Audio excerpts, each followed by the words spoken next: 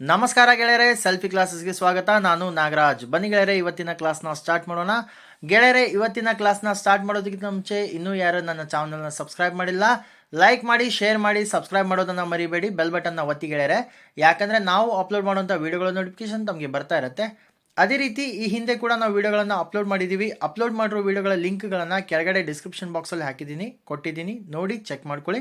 ಬನ್ನಿ ಹಾಗಾದರೆ ಸ್ಟಾರ್ಟ್ ಮಾಡೋಣ.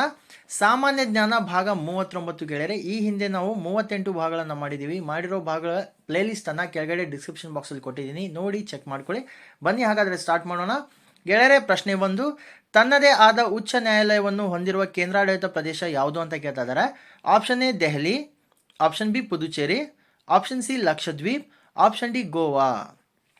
ಗೆಳೆಯರೆ, ಇವೆಲ್ಲ ಕೇಂದ್ರಾಡಳಿತ ಪ್ರದೇಶಗಳು. ದೆಹಲಿ, ಪುದುಚೇರಿ, ಲಕ್ಷದ್ವೀಪ್, ಗೋವಾ, ಲದಾಖ್, ಜಮ್ಮು ಆ್ಯಂಡ್ ಕಾಶ್ಮೀರ್, ದಮನ್ ದಿಯು, ಇವೆಲ್ಲ ಏನಿದೆ ಅಂಡಮಾನ್ ನಿಕೋಬಾರ್, ಇವೆಲ್ಲ ಕೇಂದ್ರಾಡಳಿತ ಪ್ರದೇಶಗಳು. ಸೊ ತನ್ನದೇ ಆದ ಉಚ್ಚ ನ್ಯಾಯಾಲಯವನ್ನು ಹೊಂದಿರುವಂಥ ಕೇಂದ್ರಾಡಳಿತ ಪ್ರದೇಶ ಯಾವುದು ಅಂತ ಕೇಳ್ತಾ ಇದ್ದಾರೆ. ಪ್ರಶ್ನೆ 1ರ ಸರಿಯಾದ ಉತ್ತರ ಆಪ್ಷನ್ ಎ ದೆಹಲಿ. ಗೆಳೆಯರೆ, ರಾಷ್ಟ್ರ ರಾಜಧಾನಿ ದೆಹಲಿ ಒಂದು ಕೇಂದ್ರಾಡಳಿತ ಪ್ರದೇಶ. ಇಲ್ಲಿ ಕೂಡ ಒಂದು ತನ್ನದೇ ಆದ ಉಚ್ಚ ನ್ಯಾಯಾಲಯ ಇದೆ. ಓಕೆ. ಪ್ರಶ್ನೆ 2, ಭಾರತದಲ್ಲಿ ಮೂಲಭೂತ ಹಕ್ಕುಗಳ ರಕ್ಷಕ ಎಂದು ಯಾರನ್ನ ಪರಿಗಣಿಸಲಾಗುತ್ತೆ ಅಂತ ಕೇಳ್ತಾ ಇದ್ದಾರೆ. ಆಪ್ಷನ್ ಎ ರಾಷ್ಟ್ರಪತಿ, ಆಪ್ಷನ್ ಬಿ ಸರ್ವೋಚ್ಚ ನ್ಯಾಯಾಲಯ, ಆಪ್ಷನ್ ಸಿ ಉಚ್ಚ ನ್ಯಾಯಾಲಯ, ಆಪ್ಷನ್ ಡಿ ಸಂವಿಧಾನ. ಗೆಳೆಯರೆ, ಪ್ರಶ್ನೆ 2ರ ಸರಿಯಾದ ಉತ್ತರ ಆಪ್ಷನ್ ಬಿ ಸರ್ವೋಚ್ಚ ನ್ಯಾಯಾಲಯ. ಗೆಳೆಯರೆ, SC ಅಥವಾ ಸುಪ್ರೀಂ ಕೋರ್ಟ್ ಏನಿದೆ ಅದನ್ನು ಭಾರತದಲ್ಲಿ ಮೂಲಭೂತ ಹಕ್ಕುಗಳ ರಕ್ಷಕ ಅಂತ ಕರೀತಾರೆ. ಆರ್ಟಿಕಲ್ 32ರ ಅಡಿಯಲ್ಲಿ 5 ರಿಟ್ಗಳನ್ನು ಜಾರಿ ಮಾಡುವ ಮುಖಾಂತರ ಸರ್ವೋಚ್ಚ ನ್ಯಾಯಾಲಯವು ಮೂಲಭೂತ ಹಕ್ಕುಗಳ ರಕ್ಷಣೆಯನ್ನು ಮಾಡುತ್ತೆ. ಸಂವಿಧಾನದ ವಿಧಿ 32.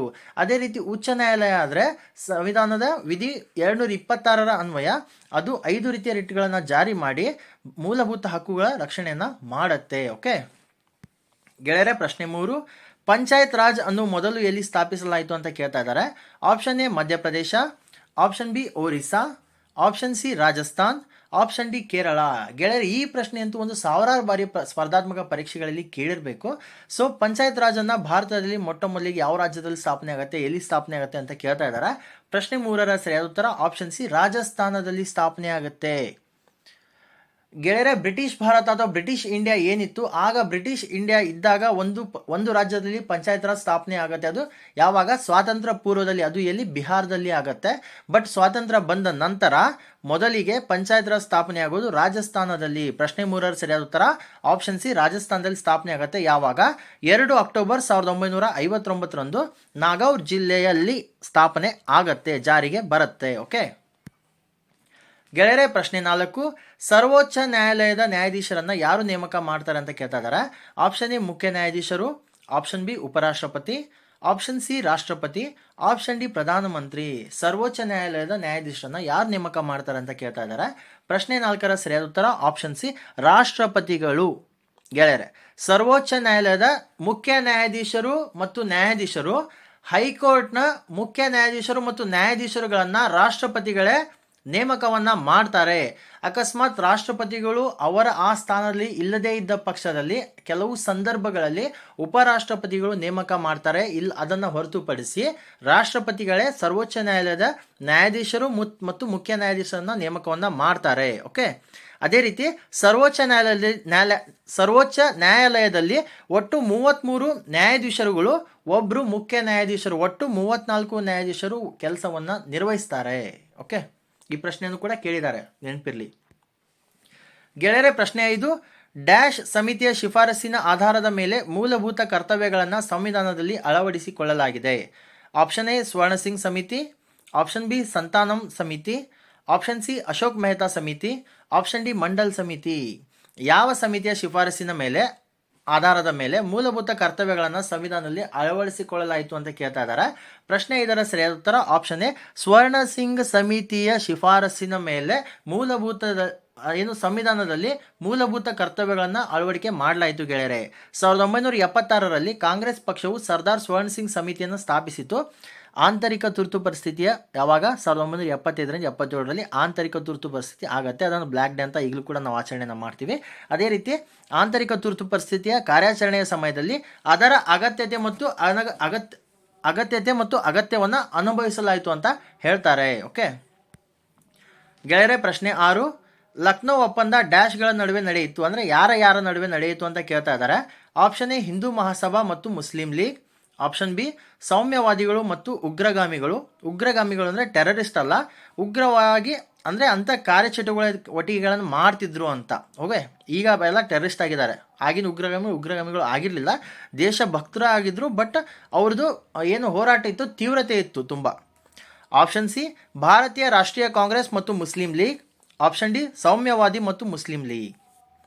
ಗೆಳೆಯರೆ, ಪ್ರಶ್ನೆ 6ರ ಸರಿಯಾದ ಉತ್ತರ ಆಪ್ಷನ್ ಸಿ ಭಾರತೀಯ ರಾಷ್ಟ್ರೀಯ ಕಾಂಗ್ರೆಸ್ ಮತ್ತು ಮುಸ್ಲಿಂ ಲೀಗ್ ನಡುವೆ ಲಕ್ನೋ ಒಪ್ಪಂದ ಆಗತ್ತೆ. ಲಕ್ನೋ ಒಪ್ಪಂದವು ಡಿಸೆಂಬರ್ 1916ರಲ್ಲಿ ಲಕ್ನೋದಲ್ಲಿ ನಡೆಯುತ್ತೆ. ಅದಕ್ಕಾಗಿ ಅದನ್ನು ಲಕ್ನೋ ಒಪ್ಪಂದ ಅಂತ ಕರೀತಾರೆ. ಗೆಳೆಯರೆ, ಪ್ರಶ್ನೆ 7, ಈ ಕೆಳಗಿನವರಲ್ಲಿ ಯಾರು ಭಾರತದ ಸ್ವಾತಂತ್ರ್ಯ ಯುದ್ಧ ಪುಸ್ತಕವನ್ನು ಬರೆದವರು ಅಂತ ಕೇಳ್ತಾ ಇದ್ದಾರೆ. Option A Vinayak Damodar, V D Savarkar. Option B George Bruce Malleson. Option C Khan Mohammad Sadiq. Option D Iqbal Hussain. ಈ ಕೆಳಗಿನವರಲ್ಲಿ ಯಾರು ಭಾರತದ ಸ್ವಾತಂತ್ರ್ಯ ಯುದ್ಧ ಪುಸ್ತಕವನ್ನು ಬರೆದವರು ಅಂತ ಕೇಳ್ತಾ ಇದ್ದಾರೆ. ಪ್ರಶ್ನೆ 7ರ ಸರಿಯಾದ ಉತ್ತರ ಆಪ್ಷನ್ ಎ ವಿನಾಯಕ್ ದಾಮೋದರ್ ಸಾವರ್ಕರ್ ಅವರು ಭಾರತದ ಸ್ವಾತಂತ್ರ್ಯ ಯುದ್ಧ ಪುಸ್ತಕವನ್ನು ಬರೀತಾರೆ. ಎಲ್ಲಿ? ಜೈಲಿನಲ್ಲೇ ಬರೀತಾರೆ. The Indian war of independence ಅಂತ ಬರೀತಾರೆ ಗೆಳೆಯರೆ. ಓಕೆ. ಪ್ರಶ್ನೆ 8, ರಾಜ್ಯ ಮಾನವ ಹಕ್ಕುಗಳ ಆಯೋಗದ ಅಧ್ಯಕ್ಷರು ಮತ್ತು ಸದಸ್ಯರ ನೇಮಕವನ್ನು ಯಾರು ಮಾಡ್ತಾರೆ ಅಂತ ಕೇಳ್ತಾ ಇದ್ದಾರೆ. ಆಪ್ಷನ್ ಎ ರಾಜ್ಯಪಾಲರು. ಆಪ್ಷನ್ ಬಿ ಮುಖ್ಯಮಂತ್ರಿ. ಆಪ್ಷನ್ ಸಿ ಗೃಹ ಮಂತ್ರಿ. ಆಪ್ಷನ್ ಡಿ ಉಪಮುಖ್ಯಮಂತ್ರಿ. ರಾಜ್ಯಕ್ಕೆ ಸಂಬಂಧಪಟ್ಟಂತೆ ರಾಜ್ಯಪಾಲರು, ದೇಶಕ್ಕೆ ಸಂಬಂಧಪಟ್ಟಂತೆ ರಾಷ್ಟ್ರಪತಿಗಳು. ಇದನ್ನು ನೆನಪಲ್ಲಿ ಇಟ್ಕೊಳ್ಳಿ ಗೆಳೆಯರೆ. ಓಕೆ ಗೆಳೆಯರೆ, ಪ್ರಶ್ನೆ 8ರ ಸರಿಯಾದ ಉತ್ತರ ಆಪ್ಷನ್ ಎ ರಾಜ್ಯಪಾಲರು. ರಾಜ್ಯ ಮಾನವ ಹಕ್ಕುಗಳ ಆಯೋಗದ ಅಧ್ಯಕ್ಷರು ಮತ್ತು ಸದಸ್ಯರನ್ನ ರಾಜ್ಯಪಾಲರು ನೇಮಕವನ್ನು ಮಾಡ್ತಾರೆ. ರಾಜ್ಯಪಾಲರು ಭಾರತ ಸಂವಿಧಾನದ 153 ಮತ್ತು 154ನೇ ವಿಧಿಯ ಅರ್ಥದಲ್ಲಿ ರಾಜ್ಯದ ಕಾರ್ಯನಿರ್ವಾಹಕ ಮುಖ್ಯಸ್ಥರಾಗಿರುತ್ತಾರೆ ಗೆಳೆಯರೆ. ಓಕೆ, 153 ಮತ್ತು 154. ಗೆಳೆಯರೆ, ಪ್ರಶ್ನೆ 9, ಪ್ರತಿ ವರ್ಷ ವಿಶ್ವ ಬ್ರೈಲ್ ದಿನವನ್ನು ಯಾವಾಗ ಆಚರಣೆ ಮಾಡಲಾಗುತ್ತೆ ಅಂತ ಕೇಳ್ತಾ ಇದ್ದಾರೆ. ಆಪ್ಷನ್ ಎ ಜನವರಿ 1, ಆಪ್ಷನ್ ಬಿ ಜನವರಿ 2, ಆಪ್ಷನ್ ಸಿ ಜನವರಿ 4, ಆಪ್ಷನ್ ಡಿ ಜನವರಿ 6. ಗೆಳೆಯರೆ, ಪ್ರಶ್ನೆ 9ರ ಸರಿಯಾದ ಉತ್ತರ ಆಪ್ಷನ್ ಸಿ ಜನವರಿ 4 ಗೆಳೆಯರೆ. ಪ್ರತಿ ವರ್ಷ ವಿಶ್ವ ಬ್ರೈಲ್ ದಿನವನ್ನು ಜನವರಿ 4ರಂದ ಆಚರಣೆ ಮಾಡಲಾಗುತ್ತೆ. ಪ್ರಶ್ನೆ 10, ಇತ್ತೀಚೆಗೆ ನಿಧನರಾದ ವೇದ ಪ್ರಕಾಶ್ ನಂದ್ ಅವರ ಕಾರ್ಯಕ್ಷೇತ್ರ ಯಾವುದಾಗಿತ್ತು ಅಂತ ಕೇಳ್ತಾ ಇದ್ದಾರೆ. ಆಪ್ಷನ್ ಎ ಕೃಷಿ, ಆಪ್ಷನ್ ಬಿ ಪರಿಸರ ರಕ್ಷಣೆ, ಆಪ್ಷನ್ ಸಿ ಅಂತಾರಾಷ್ಟ್ರೀಯ ಕಾನೂನು, ಆಪ್ಷನ್ ಡಿ ಮಾನವ ಹಕ್ಕುಗಳು. ಇತ್ತೀಚೆಗೆ ನಿಧನರಾದ ವೇದ ಪ್ರಕಾಶ್ ನಂದ್ ಅವರ ಕಾರ್ಯಕ್ಷೇತ್ರ ಯಾವುದಾಗಿತ್ತು ಅಂತ ಕೇಳ್ತಾ ಇದ್ದಾರೆ.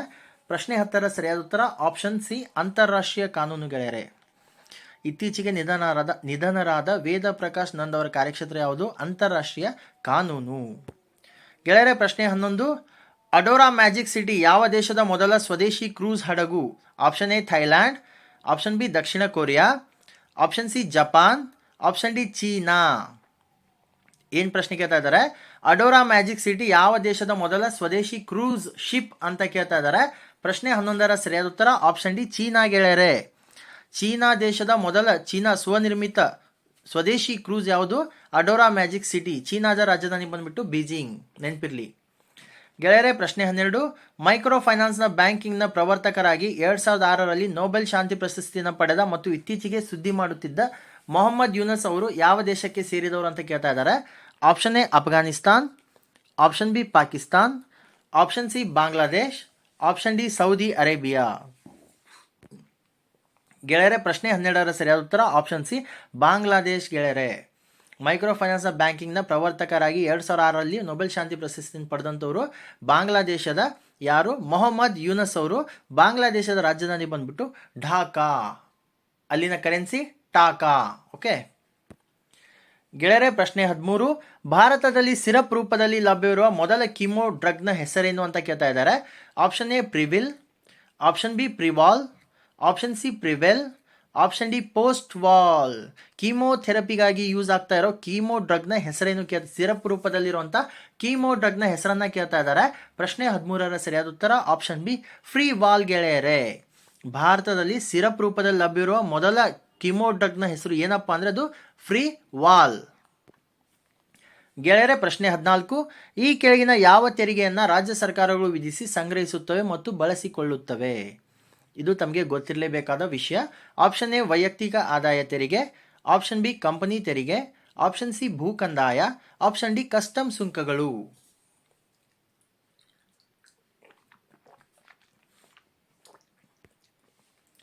ಗೆಳೆಯರೆ ಪ್ರಶ್ನೆ 14ರ ಸರಿಯಾದ ಉತ್ತರ ಆಪ್ಷನ್ ಸಿ ಭೂ ಕಂದಾಯ ಗೆಳೆಯರೆ.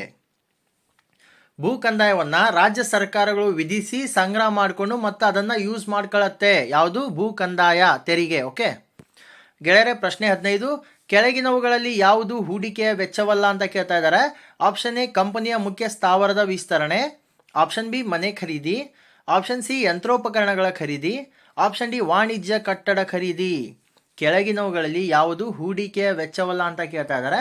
ಪ್ರಶ್ನೆ 15ರ ಸರಿಯಾದ ಉತ್ತರ ಆಪ್ಷನ್ ಬಿ ಮನೆ ಖರೀದಿ ಗೆಳೆಯರೆ. ಕೆಳಗಿನವುಗಳಲ್ಲಿ ಯಾವುದು ಹೂಡಿಕೆ ವೆಚ್ಚವಲ್ಲ ಅಂದರೆ ಮನೆ ಖರೀದಿ ಒಂದು ಹೂಡಿಕೆ ವೆಚ್ಚವಲ್ಲ. ಯಾಕಂದರೆ ಅದು ಒಂದು ಡೆಡ್ ಇನ್ವೆಸ್ಟ್ಮೆಂಟ್. ನಾವು ಮನೆಗಾಗಿ ಖರೀದಿ ಮಾಡಿದಂಥ ವಸ್ತುಗಳು ಯಾವುದು ಕೂಡ ಹೂಡಿಕೆ ವೆಚ್ಚವಲ್ಲ, ಬಂಗಾರವನ್ನು ಬಿಟ್ಟು ಮನೆ ಖರೀದಿಗೆ. ಓಕೆ ಅದೇ ರೀತಿ ಕಂಪನಿಯ ಮುಖ್ಯ ಸ್ಥಾವರದ ವಿಸ್ತರಣೆ ಅಂದರೆ ವಿಸ್ತರಣೆ ಯಾಕೆ ಮಾಡ್ತಾರೆ ಅಂದರೆ ವಿಸ್ತರಣೆ ಹೂಡಿಕೆ ಮಾಡಿ ವಿಸ್ತರಣೆ ಮಾಡೋದ್ರಿಂದ ಹೆಚ್ಚು ಹೆಚ್ಚು ಆದಾಯ ಬರುತ್ತೆ. ಅದೇ ರೀತಿ ಯಂತ್ರೋಪಕರಣಗಳ ಖರೀದಿಯನ್ನು ಯಾಕೆ ಮಾಡ್ತೀವಿ ಅಂದರೆ ಯಂತ್ರೋಪಕರಣಗಳಿಂದ ಕೆಲಸ ಬೇಗ ಆಗತ್ತೆ, ಅದರಿಂದ ಇನ್ಕಮ್ ಜಾಸ್ತಿ ಬರುತ್ತೆ ಅಂತ. ವಾಣಿಜ್ಯ ಕಟ್ಟಡಗಳ ಖರೀದಿಯನ್ನು ಯಾಕೆ ಮಾಡ್ತೀವಿ ಅಂದರೆ ಆ ವಾಣಿಜ್ಯ ಕಟ್ಟಡದಲ್ಲಿ ನಾವು ಬಿಸ್ನೆಸ್ಸನ್ನು ಮಾಡಿದ್ರೆ ನಮಗೆ ಇನ್ಕಮ್ ಆಗತ್ತೆ ಅಂತ. ಓಕೆ ಗೆಳೆಯರೆ ಪ್ರಶ್ನೆ 16 ಅಂಡರ್ ರೈಟಿಂಗ್ ಇದನ್ನು ಸೂಚಿಸುತ್ತದೆ. ಏನನ್ನು ಸೂಚಿಸುತ್ತದೆ ಅಂಡರ್ ರೈಟಿಂಗ್? ಆಪ್ಷನ್ ಎ ಕಡಿಮೆ ಮೌಲ್ಯಮಾಪನ, ಆಪ್ಷನ್ ಬಿ ಕಡಿಮೆ ಬೆಲೆಗೆ ಮಾರಾಟ, ಆಪ್ಷನ್ ಸಿ ವ್ಯವಹಾರವನ್ನು ನಿಲ್ಲಿಸುವುದು, ಆಪ್ಷನ್ ಡಿ ಅಪಾಯವನ್ನು ವಿಮೆ ಮಾಡುವ ಕ್ರಿಯೆ. ಪ್ರಶ್ನೆ 16ರ ಸರಿಯಾದ ಉತ್ತರ ಆಪ್ಷನ್ ಡಿ ಅಪಾಯವನ್ನು ವಿಮೆ ಮಾಡುವ ಕ್ರಿಯೆ ಏನಿದೆ ಅದು ಅಂಡರ್ ರೈಟಿಂಗನ್ನು ಸೂಚಿಸುತ್ತೆ. ಉಳಿದಿರುವಂಥ ಕಡಿಮೆ ಮೌಲ್ಯಮಾಪನ, ಕಡಿಮೆ ಬೆಲೆಗೆ ಮಾರಾಟ, ವ್ಯವಹಾರವನ್ನು ನಿಲ್ಲಿಸುವುದು ಇದು ಓವರ್ ರೈಟಿಂಗ್ ಆಗುತ್ತೆ.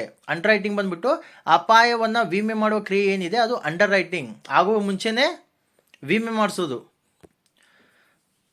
ಇದು ಆಲ್ರೆಡಿ ಆಗಿ ಹೋಗಿದೆ. ಕಡಿಮೆ ಮೌಲ್ಯಮಾಪನ ಆಗಿದೆ, ಕಡಿಮೆ ಬೆಲೆಗೆ ಮಾರಾಟ ಕೂಡ ಆಗಿದೆ, ವ್ಯವಹಾರವನ್ನು ನಿಲ್ಲಿಸೋದು ಅವೆಲ್ಲ ಓವರ್ ರೈಟಿಂಗ್ ಆಗುತ್ತೆ. ಅಂಡರ್ ರೈಟಿಂಗ್ ಬಂದ್ಬಿಟ್ಟು ಅಪಾಯವನ್ನು ವಿಮೆ ಮಾಡುವ ಕ್ರಿಯೆಗೆ ಅಂಡರ್ ರೈಟಿಂಗ್ ಅಂತ ಕರೀತಾರೆ ಇದರಲ್ಲಿ ಕೊಟ್ಟಿರುವಂಥ ಆಪ್ಷನ್ಗಳಲ್ಲಿ. ಓಕೆ ಪ್ರಶ್ನೆ 17 ಅರ್ಥಶಾಸ್ತ್ರದಲ್ಲಿ ಮೂಲ ಸೌಕರ್ಯ ಸೌಲಭ್ಯಗಳನ್ನು ಹೀಗೆ ಕರೆಯಲಾಗುತ್ತದೆ. ಆಪ್ಷನ್ ಎ ಮಾನವ ಬಂಡವಾಳ, ಆಪ್ಷನ್ ಬಿ ಭೌತಿಕ ಬಂಡವಾಳ, ಆಪ್ಷನ್ ಸಿ ಸಾಮಾಜಿಕ ಬಂಡವಾಳ, ಆಪ್ಷನ್ ಡಿ ಕಾರ್ಯನಿರತ ಬಂಡವಾಳ. ಗೆಳೆಯರೆ ಮೊನ್ನೆ ತಾನೇ ಮೋದಿಯವರು ರಷ್ಯಾಗೆ ಹೋಗಿದ್ರು, ಪುಟಿನ್ ಅವ್ರ ಜೊತೆ ಮಾತಾಡಿದರು. ಏನಂದರೆ ನಮ್ಮ ಹತ್ರ 60 ಕೋಟಿ ಮಾನವ ಬಂಡವಾಳ ಇದೆ, ಅಂದರೆ ಯುವಕರು ಇದ್ದಾರೆ, 60 ಕೋಟಿ ಜನ ಯುವಕರಿದ್ದಾರೆ. ಸೊ ಆ ಯುವಕರನ್ನು ಬೇಕಂದರೆ ನೀವು ಯೂಸ್ ಮಾಡ್ಕೊಳ್ಳಿ, ಅವ್ರನ್ನ ಸರಿಯಾದ ದಾರಿಗೆ, ಸರಿಯಾದ ನಿಮ್ಮಲ್ಲಿ ಕೆಲಸಗಳಿದ್ದರೆ ಅವರಿಗೆ ಕೆಲಸಗಳನ್ನು ಕೊಡಿ, ಅಥವಾ ನೀವು ನಮಗೆ ಸೇಲ್ ಮಾಡುವಂತಹ ಏನು ಯುದ್ಧೋಪಕರಣಗಳಿದೆ ಅದನ್ನು ಇಲ್ಲಿಂದ ಸೇಲ್ ಮಾಡದೆ ನಮ್ಮ ದೇಶದಲ್ಲೇ ನಿರ್ಮಾಣ ಮಾಡಿ ನಮಗೆ ಸೇಲ್ ಮಾಡಿ ನೀವು ಅಂತ ಹೇಳ್ತಾರೆ. ಯಾಕಂದರೆ ನಮ್ಮ ದೇಶದಲ್ಲಿ ನಿರ್ಮಾಣ ಮಾಡೋದ್ರಿಂದ ನಮ್ಮ ಯುವಕರಿಗೆ ನಮಗೆ ಕೆಲಸ ಸಿಗತ್ತೆ. ಸೊ ನಾವೇ ತಗೋತೀವಿ ಅದನ್ನ. ಆ ರೀತಿ ಮಾತಾಡಿ ಬಂದಿದ್ದಾರೆ. ಮುಂದೆ ನೋಡೋಣ ಏನಾಗುತ್ತೆ ಅಂತ. ಗೆಳೆಯರೆ ಪ್ರಶ್ನೆ 17ರ ಸರಿಯಾದ ಉತ್ತರ ಆಪ್ಷನ್ ಸಿ ಸಾಮಾಜಿಕ ಬಂಡವಾಳ ಗೆಳೆಯರೆ. ಅರ್ಥಶಾಸ್ತ್ರದಲ್ಲಿ ಮೂಲ ಸೌಕರ್ಯ ಸೌಲಭ್ಯಗಳನ್ನು ಏನಂತ ಕರೀತಾರೆ? ಸಾಮಾಜಿಕ ಬಂಡವಾಳ ಅಂತ ಕರೀತಾರೆ. ಗೆಳೆಯರೆ ಪ್ರಶ್ನೆ 18 ಈ ಕೆಳಗಿನವುಗಳಲ್ಲಿ ಯಾವುದು ಕ್ರೆಡಿಟ್ ರೇಟಿಂಗ್ ಏಜೆನ್ಸಿ ಅಲ್ಲ ಅಂತ ಕೇಳ್ತಾ ಇದ್ದಾರೆ. Option A CRISIL, option B S&P, option C ICRA, option D IFCI. ಈ ಕೆಳಗಿನವುಗಳಲ್ಲಿ ಯಾವುದು ಕ್ರೆಡಿಟ್ ರೇಟಿಂಗ್ ಏಜೆನ್ಸಿ ಅಲ್ಲ ಅಂತ ಕೇಳ್ತಾ ಇದ್ದಾರೆ. ಪ್ರಶ್ನೆ 18ರ ಸರಿಯಾದ ಉತ್ತರ ಆಪ್ಷನ್ ಡಿ IFCI ಬಂದ್ಬಿಟ್ಟು ಒಂದು ಕ್ರೆಡಿಟ್ ರೇಟಿಂಗ್ ಏಜೆನ್ಸಿ ಅಲ್ಲ. ಯಾಕಂದರೆ ಇದು industrial finance corporation of India. Okay ಗೆಳೆಯರೆ ಪ್ರಶ್ನೆ 19 ಡ್ಯುರಾಂಡ್ ಕಪ್ ನೀಡುವುದು ಯಾವ ಆಟದಲ್ಲಿ ಅಂತ ಹಲವಾರು ಬಾರಿ ಈ ಪ್ರಶ್ನೆನ ಕೇಳಿದ್ದಾರೆ. ಡ್ಯುರಾಂಡ್ ಕಪ್ ತುಂಬ ಜನಕ್ಕೆ ಗೊತ್ತಿಲ್ಲ. ಸೊ ಡ್ಯುರಾಂಡ್ ಕಪ್ ಯಾವ ಆಟಕ್ಕೆ ನೀಡ್ತಾರೆ ಅಂತ ನೋಡೋಣ ಬನ್ನಿ. Option A hockey, option B football, option C badminton, option D cricket.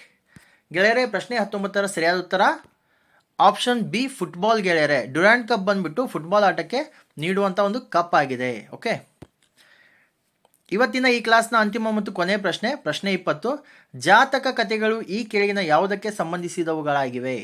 Option A ಮಹಾವೀರನ ಹಿಂದಿನ ಭಾವಾವಳಿಗಳು, ಆಪ್ಷನ್ ಬಿ ಬುದ್ಧನ ಹಿಂದಿನ ಜೀವನ, ಆಪ್ಷನ್ ಸಿ ಭವಿಷ್ಯದ ಬುದ್ಧರ ಜೀವನದ ಬಗ್ಗೆ, ಆಪ್ಷನ್ ಡಿ ಬೌದ್ಧ ಧರ್ಮದ ಮಹಾನ್ ಸಂತರ ಬಗ್ಗೆ.